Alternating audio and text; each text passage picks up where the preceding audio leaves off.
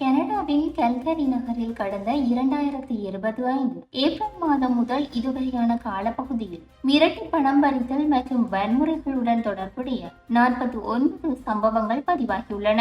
இதில் 19 துப்பாக்கிச்சூட்டு சம்பவங்கள் அடங்கும். இக்கொடூர சம்பவங்களால் பாதிக்கப்பட்டவர்களில் பெரும்பாலானோர் கல்கரி நகரில் வாழும் தெற்காசிய சமூகத்தைச் சேர்ந்தவர்கள் ஆவர். இந்த பாரிய குற்றச்செயல்களுடன் தொடர்புடைய 16 சந்தேக நபர்கள் இதுவரை கைது செய்யப்பட்டு அவர்கள் மீது 56 குற்றச்சாட்டுகள் பதிவு செய்யப்பட்டுள்ளன.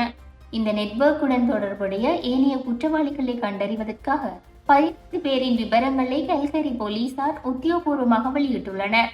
இந்த கும்பலில் உள்ள முக்கிய சந்தேக நபரான ஜெர்மன்ஜீத் சிங் என்ற 22 வயதுடைய இளைஞர் சாடல் ரிச் டிரைவ் என்ற பகுதியில் உள்ள வீடு ஒன்றின் மீது துப்பாக்கி பிரயோகம் மேற்கொண்டு அங்கிருந்தவர்களின் உயிருக்கு ஆபத்து விளைவித்த குற்றச்சாட்டின் கீழ் போலீசாரால் தீவிரமாக தேடப்பட்டு வருகின்றனர்.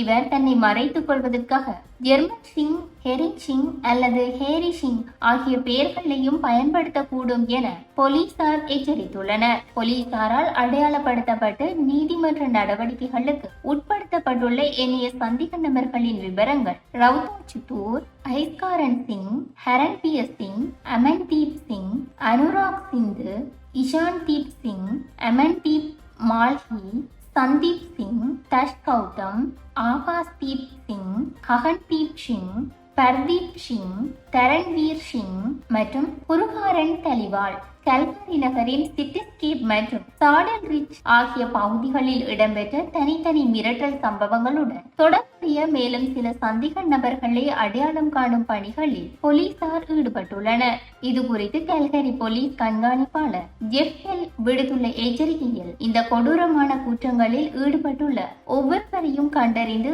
அவர்களை சட்டத்தின் முன் நிறுத்தி தண்டிக்கும் வரை எங்கள் தேடுதல் நடவடிக்கைகள் ஓயாது என்றும் திட்டவட்டமாக குறிப்பிட்டுள்ளார்.